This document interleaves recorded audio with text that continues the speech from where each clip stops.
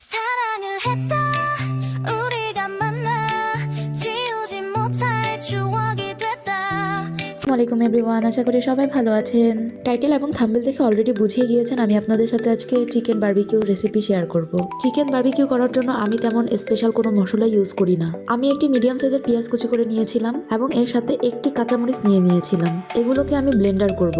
আপনারা চাইলে কাঁচামরিচ দিতেও পারেন, নাও দিতে পারেন, পেঁয়াজ বাটা দিতেও পারেন, নাও দিতে পারেন। আমি সব মশলা বেশি দিই কারণ হচ্ছে আমার জামাই মশলা কষা দিয়ে রুটি খেতে খুব পছন্দ করে। আমি পেঁয়াজগুলোকে ব্লেন্ডার করার আগে চিকেনের মধ্যে স্বাদমতো লবণ দিয়ে দিচ্ছি, কারণ আমি লবণ দিয়ে যত বেশি টাইম রাখতে পারবো তত বেশি লবণটা মাংসের ভিতরে যাবে এবং খাওয়ার সময় মাংসের টেস্টটা আরো বেড়ে যাবে।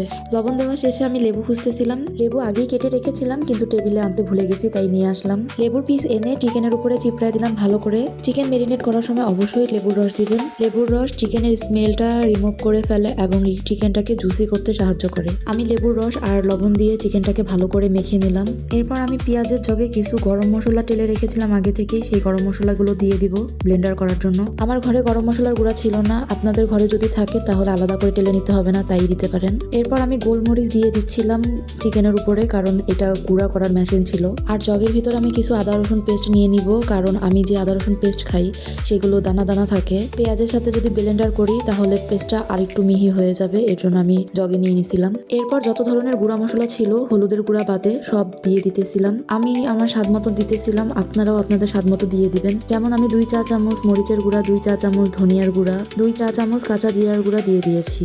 এরপর একটা টার্কির সস দিয়ে দিয়েছিলাম, কারণ আমার ঘরে বারবিকিউ সস কিংবা সয়া সস কোনোটাই ছিল না। এরপর দিয়ে দিয়েছি টমেটো কেচাপ এবং তেল। আমি দিয়েছিলাম অলিভ অয়েল তেল, আপনারা চাইলে দিতে পারেন সরিষার তেল। এর জন্য 2টা তেলের বোতলই একসাথে রেখেছি, কারণ বিদেশে সরিষার তেলের দাম অলিভ অয়েলের থেকেও অনেক বেশি। আমি যেই জগে পেঁয়াজ ব্লেন্ডার করব সেই জগে শুধু টমেটো দিয়ে দিতেছিলাম, এগুলো ফ্রোজেন করা র টমেটো। আপনাদের হাতের কাছে টমেটো না থাকলে দিবেন না, স্কিপ করতে পারবেন। আমরা বাঙালিরাই অনেক মশলা খেতে পছন্দ করি, কিন্তু বিদেশিরা এইগুলো কিভাবে খায় জানেন? লবণ আর তেল দিয়ে। খুব বেশি হলে একটু আদা রসুনের পেস্ট দেয়। এত প্যারা নেওয়ার কিছু নাই, আপনাদের হাতে যেই মশলা আছে সেই মশলা দিয়েই আপনারা চাইলে আপনাদের বাচ্চাদেরকে এই বারবিকিউ চিকেন বানিয়ে দিতে পারেন। অফ ক্যামেরাতে আমি পেঁয়াজ কাঁচামরিচ ব্লেন্ডার করে নিয়ে এসেছি।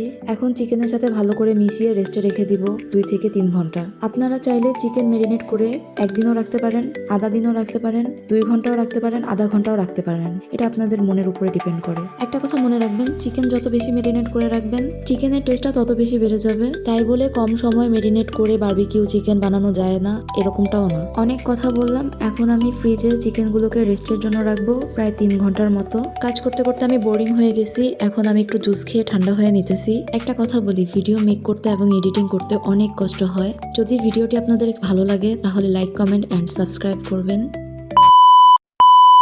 হ্যালো গাইস, চলে আসছি 3 ঘন্টা পর চিকেনটাকে কুক করার জন্য।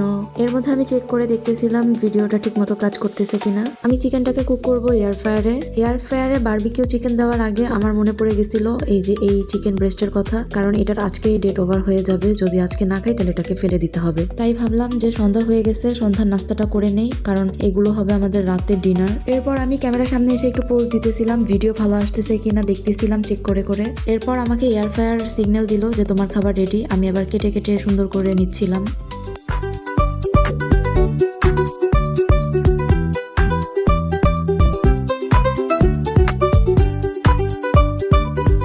কাটাকাটি শেষ করে সুন্দর করে ডেকোরেশন করে নিলাম। এরপর চিকেনগুলোকে ভালোভাবে মেখে এয়ার ফ্রায়ারের ভিতরে দিয়ে দিব। এরপর এয়ার ফ্রায়ারটা 20 মিনিটের জন্য অন করে দিব।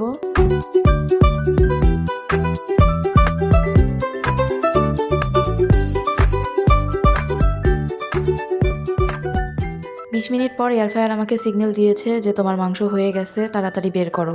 আমিও চিকেনগুলোকে বের করে নিছি। আমি আগে থেকেই গ্যাসের চুলার উপরে একটি স্ট্যান্ড বসিয়ে নিয়েছি, কারণ চিকেনগুলোকে এখন আমি গ্যাসের চুলার উপরে পুড়ে নিব। শুধু বারবিকিউ চিকেন খেলে তো হবে না, তার সাথে রুটিও লাগবে, তাই আমি রুটিও বানিয়ে নিতেছি।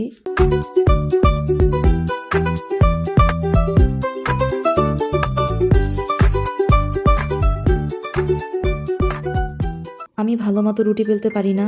আমি যতটুকু রুটি বানাইতে পারি ততটুকু রুটি আমি আর আমার জামাই খাইতে পারি, কিন্তু কারো সামনে দেওয়ার মতো না।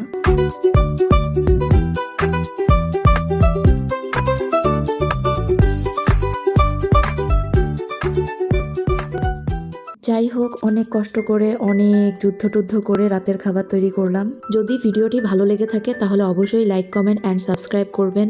Thanks for watching my video. Tata, bye bye, আল্লাহ হাফেজ।